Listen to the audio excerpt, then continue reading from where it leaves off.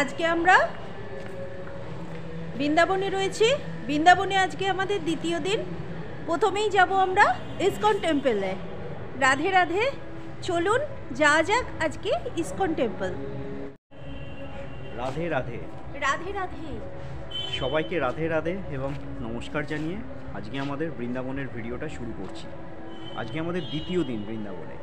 পরশুদিন রাত্রিরে এসেছিলাম, কালকে আমরা যেখানে যেখানে গেছি সব আপনাদের ভিডিও দেখিয়েছিলাম। আজকে দ্বিতীয় দিন, আর আজকে আমরা যাব ইসকন টেম্পলে। বৃন্দাবনে আমরা ছিলাম হোটেল বৃন্দা সেবাসাদনে। লোকেশন অ্যামেনিটিস শুধু নয়, হোটেলটি ছিল ভীষণ পরিষ্কার পরিচ্ছন্ন এবং সুন্দর। রিসেপশনের বাইরের জায়গাটি ছিল ভীষণ সুন্দরভাবে সাজানো এবং একটি বিরাট বড় পার্কিং প্লেস ছিল গাড়ি রাখার জন্য। আমাদের প্রথম গন্তব্য আজকে ইসকন টেম্পল। আমরা যাচ্ছি ইসকন টেম্পলে। আমাদের হোটেল থেকে অ্যারাউন্ড 650 মিটার্স দূরে ইসকন টেম্পল। প্রথমে প্রেম মন্দির পাস করে ইসকন টেম্পল। প্রেম মন্দির পার করছি আমরা, এটা প্রেম মন্দিরের গেট। এবার আমরা যেখানে যাচ্ছি সেটা ইসকন টেম্পল। রাস্তা দিয়ে আমরা হাঁটছি, কিন্তু আজকে দুদিন ধরে এই ব্রজধামে কোনো রোদের দেখা নেই, সূর্যদেব উঠছেন না, শুধুই কুয়াশা। আপনারা চারপাশটা দেখতে পাচ্ছেন। আরেকটু আগে পুরো ধোঁয়ার মতো ছিল, এখনও কুয়াশা রয়েছে সারাদিন। কালকেও কোনো রোদ ওঠেনি, ভীষণ ঠান্ডা। তার মধ্যে আমরা হেঁটে যাচ্ছি ইসকন টেম্পল।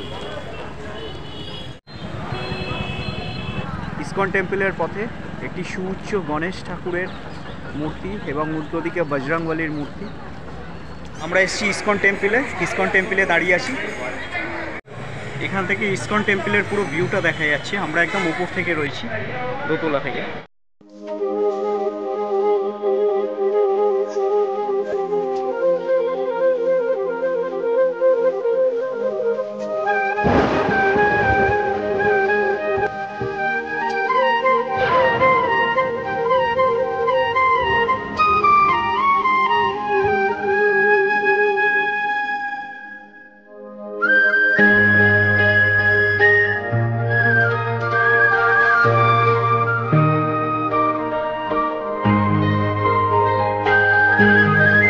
দাঁড়িয়ে আছি ইসকন টেম্পলে, এখানে পুজো হচ্ছে।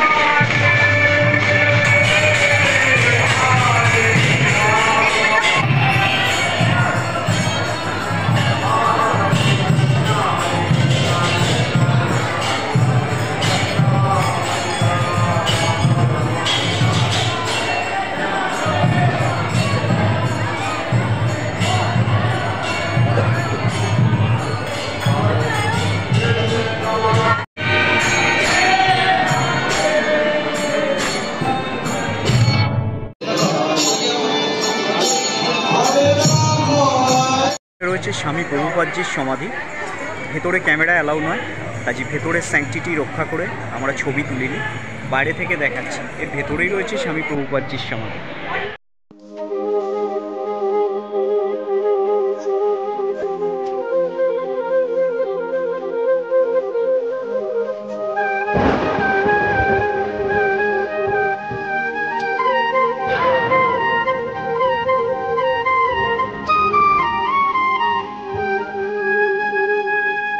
ইসকন মন্দির দেখা শেষ করে এবার আমরা বাইরে বেরিয়ে আসছি। ইচ্ছা আছে বংশীবট যাওয়ার, যেখানে বটগাছে কৃষ্ণের বাঁশির ধ্বনি শোনা যায়। ইচ্ছা আছে কালীয় দমন দেখার, দেখা যাক কোনটা আগে যায়। ইসকন মন্দিরের সামনে চাচির সাথে দেখা হলো। এই চাচি খঞ্জনি দিচ্ছেন। খঞ্জনি ভিডিও চল রা है। রাধে রাধে রাধে রাধে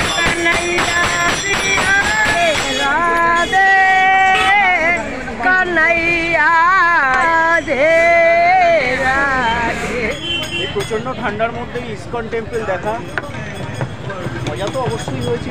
ভক্তি প্রচুর মনে এসছে, এত সুন্দর কৃষ্ণ রাধার মূর্তি। কিন্তু একটু গরম হওয়ার প্রয়োজন আছে। আমরা এসেছি একটি চায়ের স্টলে। ভাই চা বানাচ্ছে, কেন চা না খেলে গরমে আমাদের টেকা যাবে, ঠান্ডায় টেকা যাবে।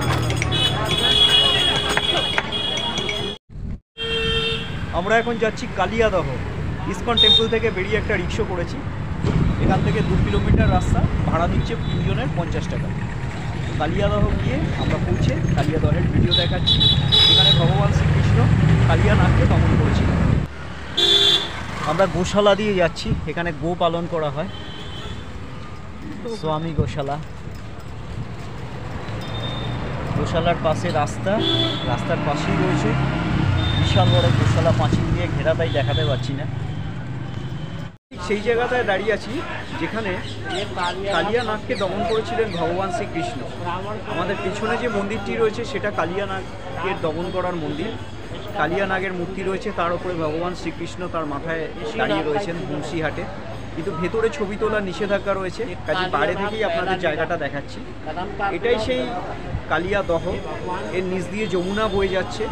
ইভেন এখন মেঝেতে এখানে পাট ফুকলে ফাঁপা আওয়াজ আসছে। যিনি পুরোহিত মশাই রয়েছেন সেই পণ্ডিতজি আমাদের বললেন যে ভেতরে এখনও ফাঁপা রয়েছে, যমুনা এখন সরে গেছে, গিয়ে কিছুটা দূরে চলে গেছে। এটাই সেই কালিয়ানাগের মন্দির।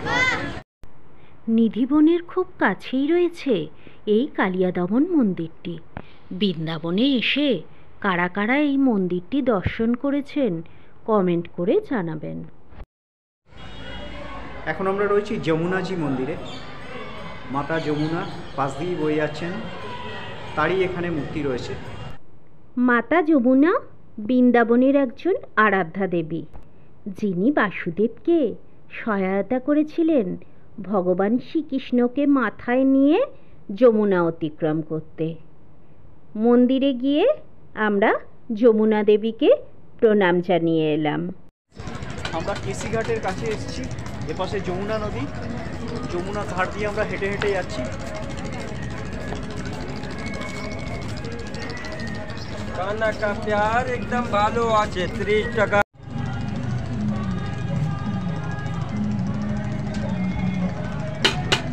দাঁড়িয়ে মাখন কেনা হচ্ছে।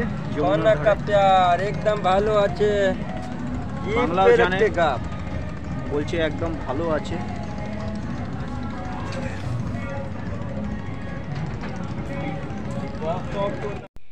ভালো আছে বলে মাখনের পরিবর্তে শুধুই দুধের ফেনা খাওয়ালো।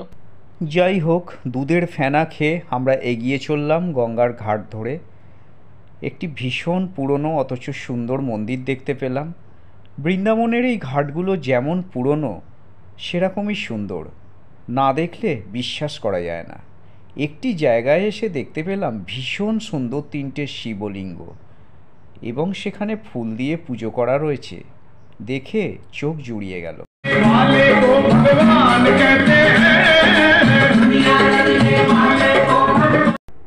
আমরা এসে পৌঁছালাম আরতি ঘাটে। হ্যাঁ, এই আরতি ঘাটেই ভীষণ সুন্দর মা যমুনার আরতি হয় সন্ধ্যাবেলায়। কথা দিলাম অবশ্যই দেখাবো আপনাদেরকে। বৃন্দাবনের এই ঘাটগুলিতে রয়েছে শতাব্দী প্রাচীন বাড়ি এবং মন্দির। এখন দাঁড়িয়ে আছি আরতি ঘাটে, বৃন্দাবনের আরতি ঘাটে, পেছনে যমুনা। শুধু দৃশ্যটা দেখুন চারপাশে।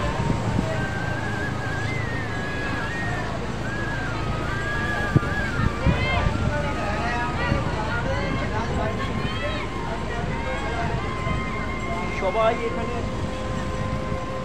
যমুনাতে নৌকো বিহার করছে এবং আমাদের পেছনে রয়েছে আরতি ঘাটের সব প্রাচীন বাড়ি, বেশিরভাগই মন্দির। আরতি ঘাটে দাঁড়িয়ে আছি, পেছনে যমুনা জি বয়ে চলেছেন। যমুনাতে প্রচুর নৌকো এবং প্রচুর পাখি। আমরা রয়েছি কোথায়? বৃন্দাবনে, ব্রজধামের এই এক অপূর্ব সুন্দর জায়গা। একটু আগেই আমরা কালিয়াদহ টেম্পলে গেলাম, যেখানে ভগবান শ্রীকৃষ্ণ যে জায়গায় কালিয়া নাগের মাথায় উঠে তাকে দমন করেছিলেন তার মন্দিরে গেছি। আমরা এখন এগিয়ে এসেছি আরতি ঘাটে। এখানে আরতি হয় সন্ধ্যেবেলা 8টার সময়, 7:30 8টায় আরতি হয়। পরে কেসি ঘাট রয়েছে এবং 4-5টা শুধু দেখি।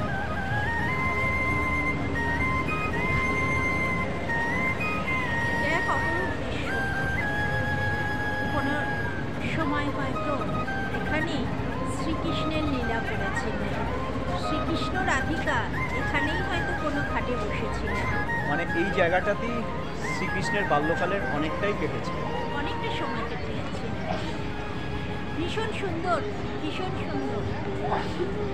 মোবাইলের এই স্ক্রিনে আপনাদের তুলে ধরার চেষ্টা করছি এই ভীষণ সুন্দর মুহূর্তগুলো, এই ভিডিওগুলো। আমাদের চোখ দিয়ে আপনারাও ব্রজধাম পরিক্রমা করছেন। আসুন সবাই মিলে একসাথে বলি রাধে রাধে। রাধে রাধে।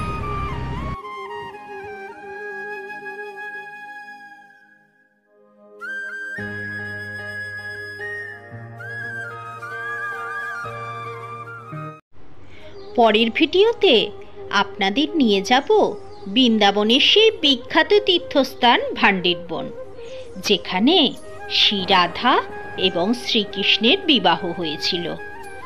আমরা দেখাবো সেই মণ্ডপ এবং সেই যজ্ঞকুণ্ড যেখানে বিবাহের কাজ সম্পন্ন হয়েছিল। আপনাদেরকে নিয়ে যাব সেই বংশীবট বৃক্ষ, যেখানে আজও কান পাতলে শ্রীকৃষ্ণের বাঁশির শব্দ শোনা যায়। আপনাদের যদি আমাদের ভিডিও ভালো লেগে থাকে তাহলে অবশ্যই সাবস্ক্রাইব করবেন, আর হ্যাঁ, কমেন্ট করতে ভুলবেন না। সঙ্গে থাকুন, দেখতে থাকুন রঞ্জনাস গ্যালারি।